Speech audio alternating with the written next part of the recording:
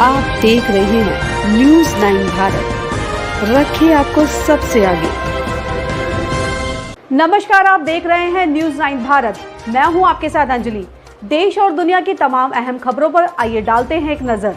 आज जिलाधिकारी कार्यालय पर चौरसिया महासभा आजमगढ़ के नेतृत्व में दर्जनों की संख्या में लोग जिला अधिकारी कार्यालय पहुंचे और महामहिम राज्यपाल महोदया व प्रधानमंत्री भारत सरकार को नामित ज्ञापन सौंपते हुए पत्रकारों से हुई बातचीत में चौरसिया महासभा के संरक्षक मिथिलेश चौरसिया ने कहा कि संसद के मानसून सत्र में केंद्र सरकार द्वारा बताया गया कि 2021 में होने वाली जनगणना जाति आधारित नहीं होगी, जिससे समस्त पिछड़ा वर्ग व अपने राजनीतिक व संवैधानिक अधिकारों के लिए प्रयासरत चौरसिया समाज में घोर निराशा व्याप्त है। जाति जनगणना होने से सरकार को पिछड़े व कमजोर वर्ग की वास्तविक संख्या की सही जानकारी होगी। उनके राजनीतिक व संवैधानिक हितों को ध्यान में रखते हुए सरकार की योजनाओं की सुचारू क्रियान्वयन को बल मिलेगा।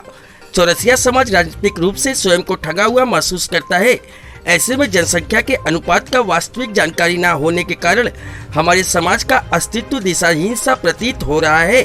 संपूर्ण चौरसिया समाज और पिछड़ा वर्ग की भावनाओं को ध्यान में रखते हुए उनके हितों की रक्षा हेतु वर्ष 2021 की जनगणना को जाति आधारित कराना, उसकी रिपोर्ट को सार्वजनिक करना न्यायोचित होगा।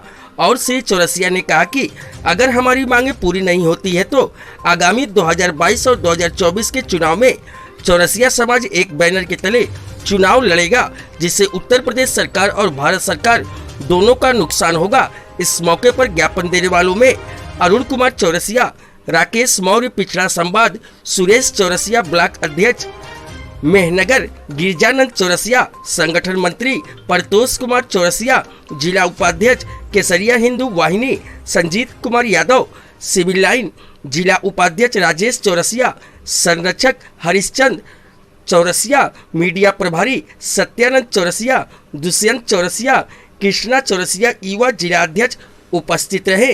Bureau report Amit Kharwar. मांग सरकार से है कि हमारी संख्या हमको बताई जाए। हम पिछड़ों को 27% देकर और उसमें तमाम 39-40 जातियां लगातार सरकार जो है सबमिट कर रही है। एक ही कमरे में ऑलरेडी 79 जातियां हैं और उसमें 39 लोगों को और डाल दिया गया। एक ही कमरे में स्पेस जो है क्यों घटाया जा रहा है? अगर स्पेस जो है घटाया जा रहा है तो हमारा आरक्षण भी बढ़ना चाहिए, पहली चीज़। दूसरी चीज़, जातिगत जनगणना। अगर कोई समाज ये कहता है मैं 18% हूँ, कोई कहता है मैं 20% हूँ, कोई कहता है 16% हूँ, 100 में सब हैं, तो क्यों ना सबको जातिगत जनगणना, जातिगत आधारित जनगणना क्यों ना सरकार करवाए, कर्नाटक मॉडल की तरह। जिस तरह से वहाँ विश्वरमैया जो है मुख्यमंत्री 2015 में कर्नाटक के जातिगत जनगणना करवाए, आखिर वहाँ 64% आबादी पिछड़ों की निकली। जो सामंती समाज की बात लोग करते हैं कि हम 20% हैं, 24% हैं, 16% हैं, वह समाज ही लाभ ले रहा है और ऊपर से इस सरकार ने उसे EWS भी दे दिया 10%। जो लोग ऑलरेडी मतलब व्यवस्थित है उनको और व्यवस्था अलग से दी गई, जबकि हमारे समाज को हम 54% लोग हैं और वो भी क्लियर नहीं, 52 है कि 60 है, हम बढ़े हैं घटे तो हैं नहीं, और उस पर भी हमें मात्र 27% सिमटा कर और भी लोगों को उसमें एडिट किया जा रहा है। हम इसकी मांग सरकार से करते हैं जातिगत जनगणना सबसे पहले 2022 का सेंसस जो होना चाहिए वो जातिगत आधार पर होना चाहिए। मैं मिथिलेश चौरसिया, संरक्षक चौरसिया महासभा आजमगढ़। क्या समस्या थी, क्या आधार पर कार्यालय पे आए? और समस्या ये है कि भारत सरकार द्वारा पिछड़ा समाज को आरक्षण देने की बात कही जाती है, लेकिन 2021 के सत्र में जब मानसून सत्र संसद में बैठा तो आदरणीय प्रधानमंत्री जी द्वारा संसद सत्र को बर्खास्त कर दिया गया और पिछड़ा वर्ग के जो भी जातियां हैं उन्हें आरक्षण विहीन कर दिया गया।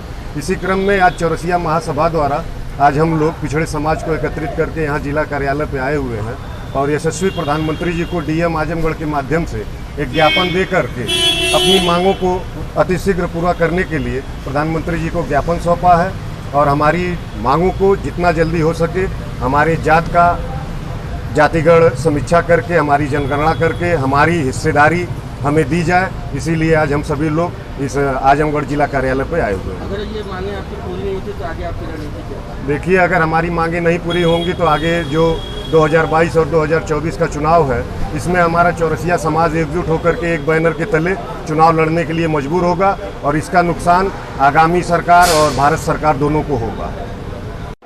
ऐसे ही तमाम खबरों के लिए बने रहिए हमारे साथ न्यूज़ 9 भारत पर। अब चाहूंगी इजाजत, नमस्कार।